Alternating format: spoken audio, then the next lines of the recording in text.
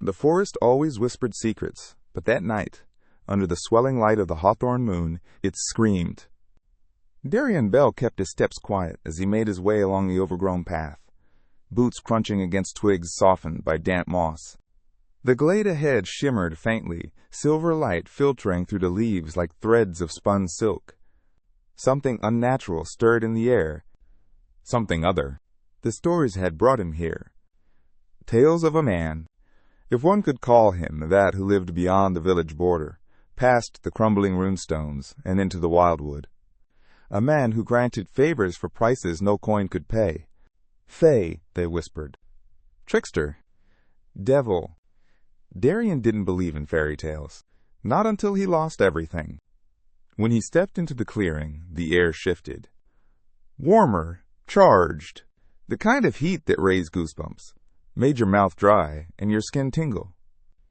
And there he was, seated upon a crooked stone throne wreathed in ivy, bare feet resting on a mossy boulder, was a man too beautiful to be real. He lounged like a cat in the sun, elbow resting on the arm of his moss throne, golden hair tousled in an artful mess, and lips curled into the kind of smile that should have been illegal. His eyes gleamed with mischief, mirthful and sharp. "Well," the man said, voice like honey dripping over a blade, "aren't you a tall drink of tragedy?" Darien froze. The Fae, because there could be no doubt now, tilted his head. "You've come a long way to find me, haven't you? Do tell me you're not lost, or worse, looking for love." Darien's voice scraped out, dry. "I need your help." "Oh, darling," the Fae purred, stretching like he had all the time in the world. "That's what they all say." He hopped lightly from the throne, barefoot against moss, stepping close. Far too close. Darien didn't back away, even as the man trailed a single finger down the front of his shirt, brushing past a leather buckle. "What's your name?" Darien asked. The Fae grinned. "Auren." "And you, darling?" "Darien." "A pleasure." Auren's voice dripped with false innocence. "What is it you want, Darien Bell? A heart mended? A curse lifted? Or perhaps—" He leaned closer, his breath warm against Darien's ear. "Something darker." Darien clenched his jaw. "I want you to help me stop the lord who destroyed my family. I want justice." Auren pulled back, brows raised in mock surprise. Oh, how noble. Then, with a wicked little smile, "That'll cost you." "I figured as much." Auren leaned in again, too close, voice like silk and sin. "And what will you pay me with, love? Your name? Your voice? A knight in my arms?" "I don't sell myself," Darien said. Auren laughed, delighted. "No, I didn't think you did. But you'll find the things I take are never what people expect." Darien stared at him, pulse quickening. And Auren, still grinning, said, "We've got a deal, darling. But just so you know, once you step into my world, there's no turning back." Darien nodded once. "Perfect," Auren whispered, curling a lock of Darien's dark hair around his finger. "Let's have some fun." The moment Darien said yes, the forest sighed. Not a breeze. A breath low and deep, as if the trees themselves exhaled in satisfaction. Auren's grin turned from flirtatious to something sharper. "Good boy," he whispered, and clapped his hands once. The world changed. The moss underfoot shimmered. Vines slithered upward, coiling around the stone throne like obedient serpents. The silver moonlight twisted into gold, casting long, rippling shadows that danced like spirits. Auren stepped closer, now circling Darien slowly. "A deal with a Fae is never a simple thing," he purred. "You want justice. You want retribution against a man who walks free while your family's bones rot." Darien flinched. Auren's voice gentled, just barely. "I don't need your pity payment. I want something more interesting." He stopped in front of Darien, expression unreadable now, like the surface of a still lake. "One favor." Darien frowned. "That's it?" Auren raised a finger. "One favor. Any time. Any day. No limits. You agree, and I will make your lord regret the day he ever crossed you. Darien hesitated. You could ask for anything. Auren's lashes fluttered. Isn't that the fun? And if I say no, Auren tilted his head, then you go back to your broken life, alone, angry, haunted. And I stay here, unbearably bored. Their eyes locked, and in Auren's, Darien saw no deception, only endless amusement, like a cat toying with a bird it hadn't decided to kill yet. Darien swallowed. Fine. One favor. Auren clapped again. Marvelous. Then he stepped forward and pressed his palm flat to Darien's chest. Darien gasped. The contact, like lightning. Magic slithered through him, cool and sinuous, coiling around his ribs, threading through his blood. Auren leaned close, lips brushing Darien's ear. It's done. You're mine now, love. Darien shoved him back. I don't belong to you. Oh, sweet thing, Auren cooed, utterly unbothered. You will. And then he was gone. The forest returned to normal. The glade empty. The only sign of Auren's presence was a faint shimmer in the air, and the echo of his laugh, dancing on the wind like a kiss you couldn't forget. It didn't take long for Auren to make good on his part. 3 days later, Lord Harwin's estate caught fire under mysterious circumstances. No lives lost but his private vault? Destroyed. With it, the proof of the land theft that had ruined Darien's family. The villagers whispered. Superstition returned to their eyes, and Darien waited. It was the 4th night, just as the clock told midnight, that Auren appeared. Not outside. Not in the woods. In Darien's bedroom. The Fae was lounging atop his windowsill, legs swinging, moonlight gleaming off his bare chest, and the delicate gold jewelry curling around his neck like vines. I missed you, Auren drawled. Darien sat bolt upright in bed, sheets pooling around his waist. What the hell? You didn't think I'd forget my favorite human so quickly, did you? Auren stepped down, barefoot and silent. Did you like my little fireworks show? That was you? Obviously. Auren shrugged. What kind of fae would I be if I didn't make a dramatic entrance? Darien folded his arms. So you came to gloat? Auren stepped closer. I came to collect. Darien stiffened. Auren laughed softly. Oh, relax, love. Not that favor. I just wanted to see the look on your face. It's intoxicating. Why me? Darien asked finally. Auren paused. In the silence, the air between them thickened. Then he said, very softly, Because you didn't flinch when you saw me. Because you asked for help, but didn't beg. Because there's rage in you, and sadness, and something I can't quite name. Darien met his gaze. That's not an answer. No, Auren said, stepping into his space. It's not. Then he brushed a fingertip down Darien's cheek. But I'll give you one eventually. Maybe, if you beg sweetly enough. Darien's pulse spiked. Auren grinned. And vanished again. Darien didn't sleep after Auren left. He didn't sleep the night after that, either. Every time he closed his eyes, he felt that fingertip again, brushing his cheeks soft and cold and intimate in a way that made his stomach twist. Not with fear. Not exactly. With something worse. Want. Because Auren wasn't just beautiful. He wasn't just dangerous. He was attention.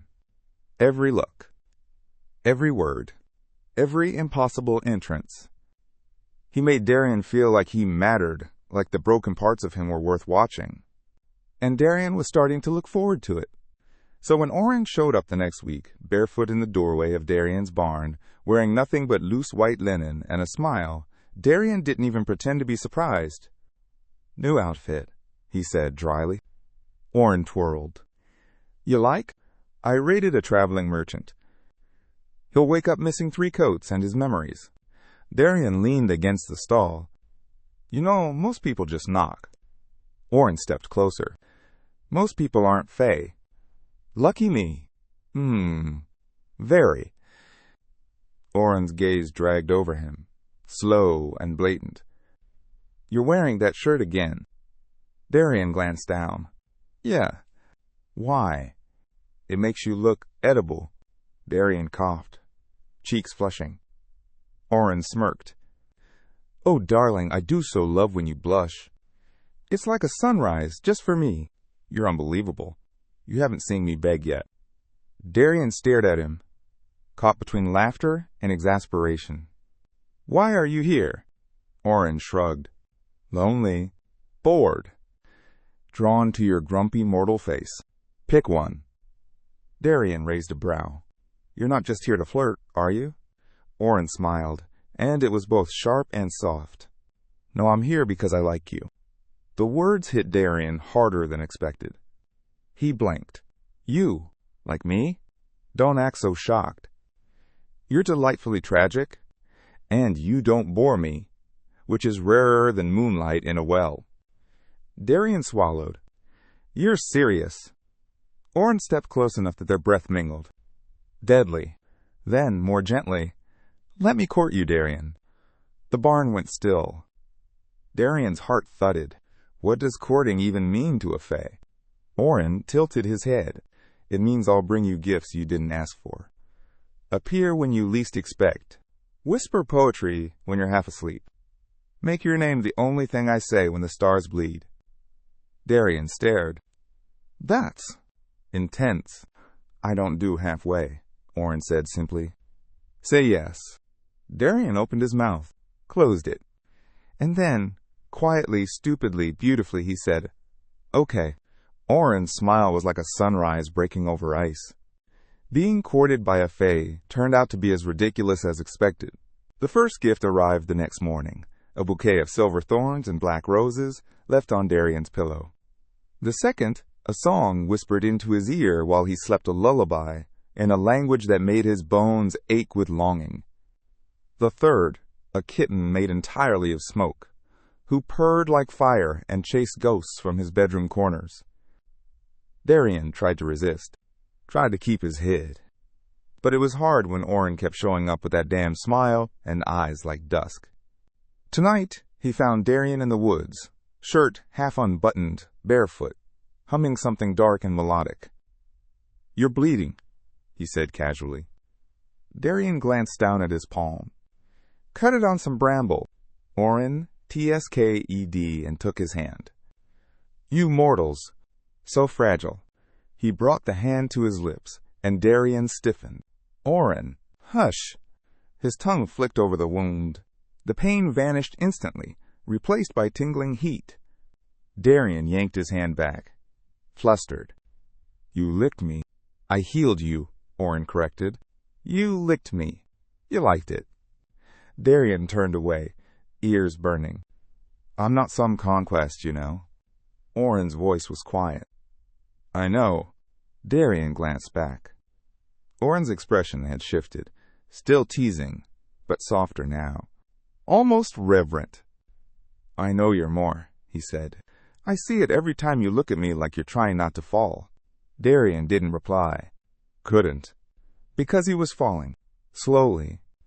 Stupidly. Completely. And Auren, he was catching him.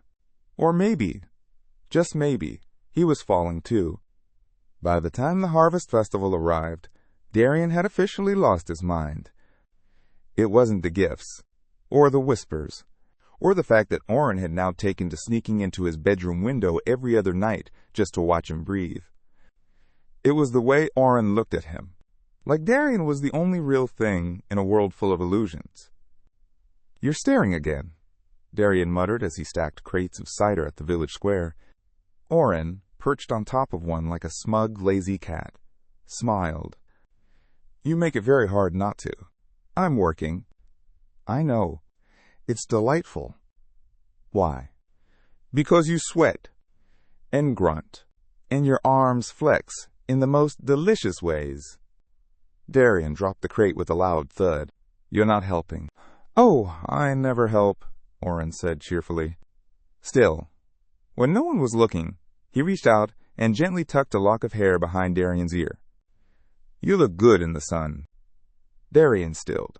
Auren's voice lowered. But you'd look even better writhing in my lap. Auren. On a velvet chaise, perhaps.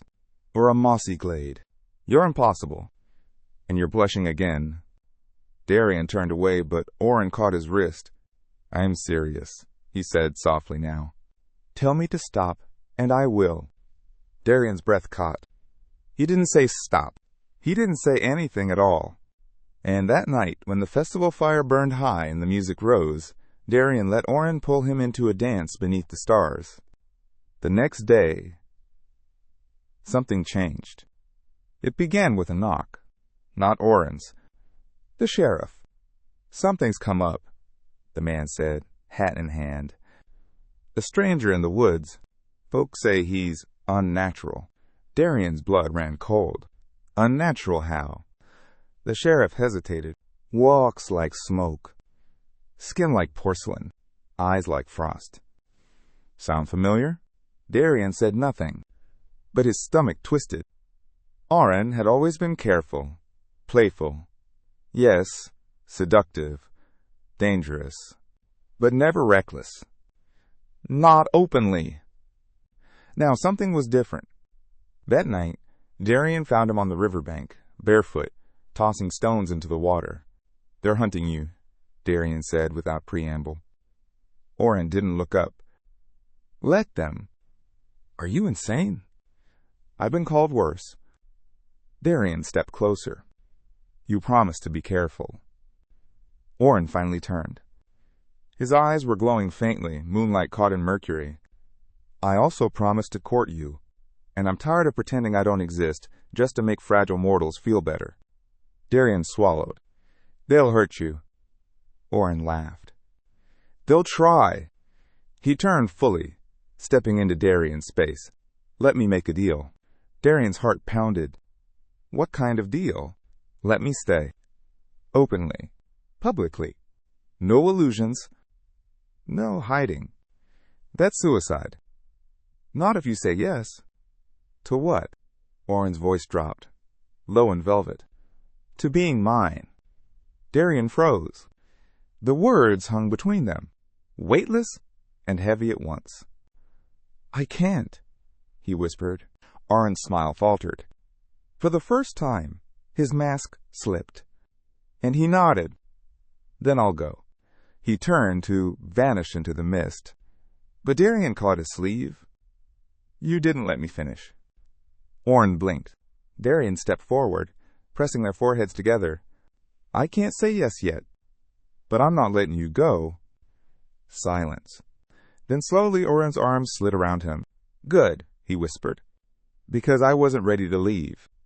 And for the first time, Darien realized something terrifying and wonderful. The Fae wasn't just seducing him. He was falling too. The town noticed. Of course they did. The townsfolk had eyes, and Darien had never been good at lying. He stopped pretending he didn't know the Fae. He stopped pretending he wasn't smiling every morning with Auren's scent still clinging to his collarbones. And Auren? Auren stopped pretending he didn't want the world to see. He walked through the marketplace in broad daylight. Elegant and strange and impossible to ignore. No glamour. No disguise. Just the shimmer of otherness in his eyes and the way his very presence made the flowers bloom out of season. Mrs. Clary fainted when he kissed Darien on the cheek in front of the bakery. I told you not to do that, Darien muttered, dragging Auren into an alley. I like kissing you. You're going to get stoned. Only if you leave me unsupervised for too long. Darien groaned. Auren leaned in, voice low and wicked. You're flushed again. Want me to kiss somewhere else instead? Stop it. You love it. Darien didn't deny it. Later, when the sun dipped low and the last of the townsfolk had fled indoors, Auren leaned against the edge of Darien's porch, barefoot and smirking. You haven't asked what I want in return. Darien tilted his head. For staying? For all of it. Darien hesitated. Do I want to know? Auren's voice dropped to something silk-wrapped and dangerous. I want your body. I want your trust. And someday, when you're ready, I want your heart. Darien's breath hitched. Then he crossed the porch, grabbed Auren by the lapel, and pulled him into a kiss that tasted of midnight wind and danger. "You already have it," he whispered when they finally broke apart. Auren's smile faltered, and for once he didn't tease.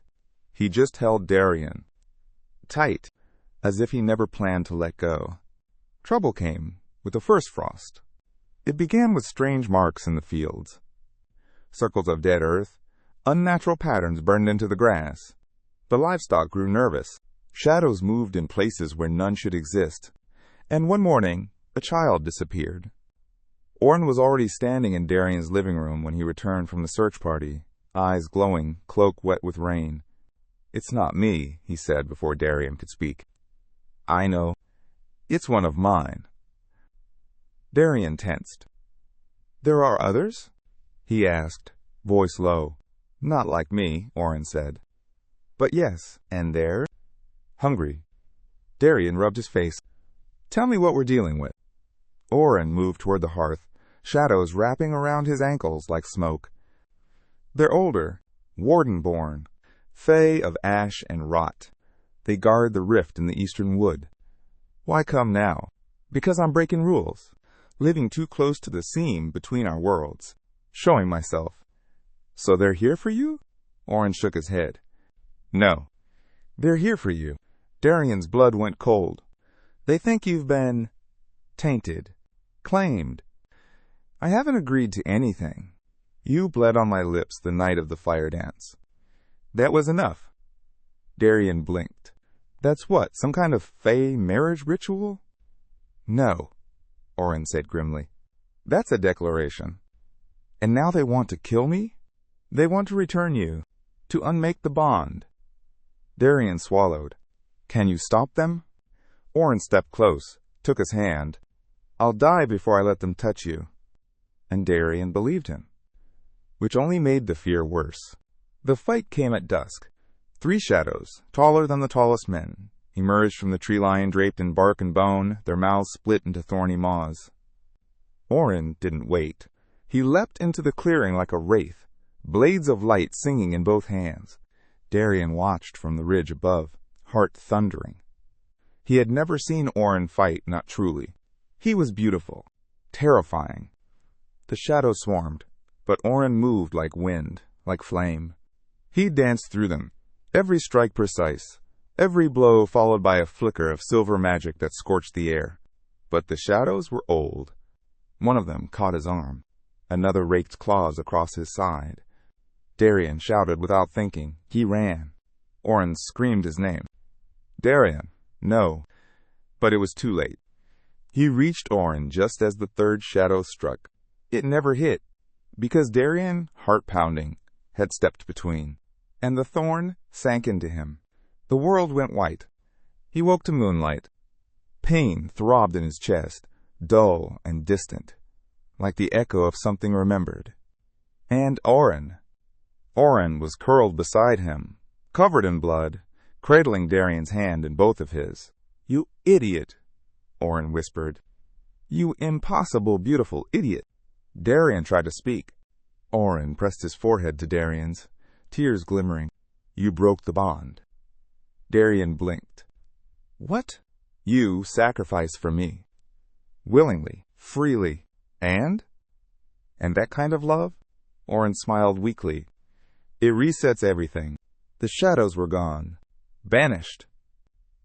And Auren. Auren was still here, alive, as was Darien. They lay there beneath the old hawthorn tree, breathing in tandem, hearts beating slow and steady. "You're stuck with me now," Darien murmured. Auren smiled, fierce and reverent. "Good." And when the stars wheeled above them and the veil between worlds shimmered like dew, they kissed. Not as predator and prey, not as fey and mortal, but as 2 men who had bled and burned and chosen each other, even after the wake of midnight, even after all the magic had faded.